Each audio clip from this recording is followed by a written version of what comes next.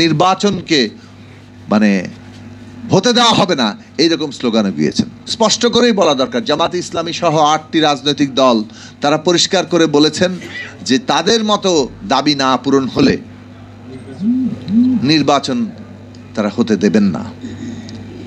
এইটার অর্থ কি? এই হুমকি তারা কাকে দিচ্ছেন? তাদের মত শুনতে হবে, এই জবরদস্তির রাজনীতি একমাত্র নয়।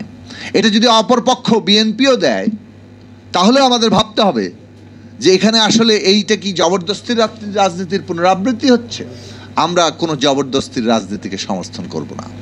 আমরা মনে করেছি যে ন্যূনতম জাতীয় ঐকমত্যের ভিত্তিতে আমাদের এই গণতান্ত্রিক উত্তরণটা করতে হবে, এবং সেই লক্ষ্যে আমরা আমাদের দল এবং গণতন্ত্র মঞ্চ আমরা সর্বদা এই ক্ষেত্রে আমাদের অঙ্গীকারকে সবসময় স্পষ্ট রাখতে চেষ্টা করেছি এবং সেটা এখন পর্যন্ত চালিয়ে যাচ্ছি।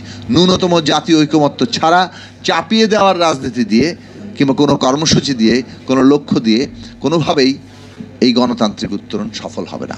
আমরা সে কারণে অন্তর্বর্তী সরকারকে আহ্বান জানিয়েছি যে উত্তরণের পথ হচ্ছে বিচার সংস্কার, নির্বাচন, এবং নির্বাচনকে এখন যে সময়সীমা ঠিক করা হয়েছে তার মধ্যেই নির্বাচন আয়োজন করা, অর্থাৎ ফেব্রুয়ারিতে নির্বাচন আয়োজন করা, এবং সেই উত্তরণের জন্য ন্যূনতম যে জাতীয় ঐকমত্য দরকার সে ঐকমত্য যাতে কোনোভাবে বিঘ্নিত না হয় তার জন্য সর্বদা সচেষ্ট হওয়া।